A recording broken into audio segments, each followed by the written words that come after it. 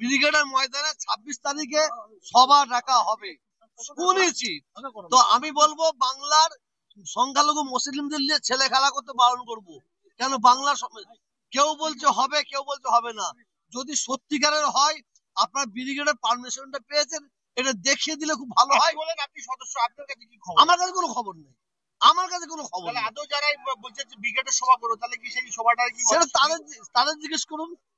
এই জন্যই তো আমাদের পিছিয়ে আছে। সাহেব মমতা বন্দ্যোপাধ্যায় যেভাবে বললেন যে তিনি পাশে রয়েছেন, পক্ষে রয়েছেন আপনাদের, এবং সম্পূর্ণ বিষয়টা আন্দোলনটা মুভমেন্ট হোক যেখান থেকে হয়েছে দিল্লিতে, প্রধানমন্ত্রী রাষ্ট্রপতির কাছেও বললেন, কি বলবেন? আপনার একটা কথা বলা ভুল হচ্ছে, উনি আমাদের পাশে শুধু আছে বলেননি, উনি বাংলার মানুষের পাশে আছে বলেছেন। উনি বাংলার হিন্দু, মুসলমান, শিখ, ইসাইর পাশে আছেন উনি বলেছেন। উনি যেহেতু বাংলার অভিভাবিকা, অতএব ওনাকে প্রত্যেকের পাশে থাকা উচিত বলে মনে করি। কেন বাংলাটা হচ্ছে হিন্দু, মুসলমান, শিখ, ইসাইর ঐক্য সম্প্রীতির বাংলা।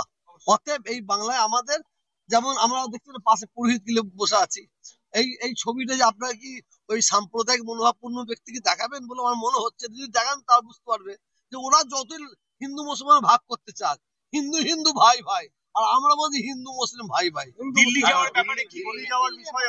দিল্লি মমতা ব্যানার্জি দিল্লি যাওয়ার জন্য বলেছেন, উনি অভিভাবক হিসেবে যেটা বলেছেন ওনার কথা। দিল্লি তো মুসলমান তো মরে যায়নি, দিল্লিতে তো মুসলমানরা আছে। দিল্লিতে মুসলমানরা করবে, বাংলায় আমরা এখানকার মুসলমানরা করব, সারা ভারতবর্ষে মানুষ করব। কিন্তু আমার দাবি যেটা বলবো, যেখানে মিটিং মিছিল আপনারা করেন না কেন, জনসভা করেন না কেন, সেটা শান্তির সঙ্গে যেন হয়। এক মিনিট, কেন কিসের জন্য বলছি, আমরা এবারে একটা খবর পেয়েছি, আমরা যখন মিটিং মিছিল নিয়ে আবার যাচ্ছি, কিছু অসৎ চরিত্র রাজনীতির নেতা তারা করছে কি, আমাদের মতন কিছু মানুষকে মুসলমান সাজাচ্ছে, লুঙ্গি পরে, পাঞ্জাবি পরে, টুপি পরিয়ে, তাদের ঘরে ভিড়ের মধ্যে ঢুকিয়ে দিয়ে পুলিশের দিকে লক্ষ্য করে তারা ইট ছুটিয়ে দিয়ে আমাদের দিকে আঙুল তোলাবার চেষ্টা করছে। সেই জন্য আমি প্রত্যেকটা মুসলমান ভাইকে বলবো, আপনারা মিটিং মিছিল জনসভা বন্ধ করবেন না যতক্ষণ না বিল উইথড্র না হচ্ছে, বন্ধ করবেন না। কিন্তু সেটা শান্তি। বাংলা থেকে দিল্লি যাওয়ার তাহলে সেরকম হবে, সেটা আমরা চিন্তা ভাবনা করবো। উনি ওনার কথা বলেছে, এবার আমরা আমাদের কথা ভাববো, আমরা আমাদের কথা ভাববো। কোনটা বন্ধ হওয়া উচিত বলে মনে করি? একটা ফেক নিউজ কিছু বেরিয়েছে, 5-8টা মিডিয়া, কিছু জঙ্গি মিডিয়া বেরিয়েছে, হ্যাঁ, কিছু সাম্প্রদায়িক মিডিয়া বেরিয়েছে।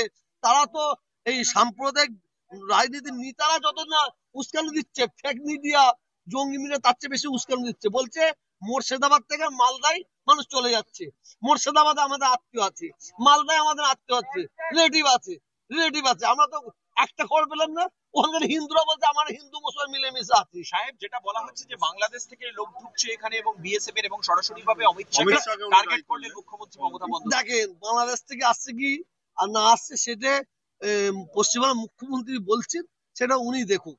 আমরা বলবো বাংলার হিন্দু মুসলমান আমরা মিলেমিশে ছিলাম, আছে থাকবো।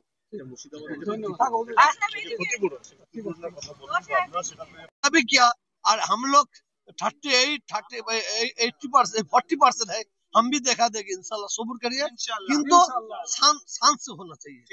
চলে গেল আর নিরীহ মানুষগুলোকে ধরে নিয়ে জেলে ভরে দিলেন, এইটা না হয়, এটাও মুখ্যমন্ত্রীকে দেখতে হবে। আর তিনি বলছেন যে অমিত শাহর ক্ষেত্রে, তিনি বলছেন অমিত শাহের ক্ষেত্রে মদত থাকতে পারে, তার কারসাজি থাকতে পারে, ওটা মুখ্যমন্ত্রী ভালো বলতে পারবে। আপনারাও কি তাই মনে করেন? ওটা মুখ্যমন্ত্রী ভালো বলতে পারবে। ঠিক আছে, চলো ভালো।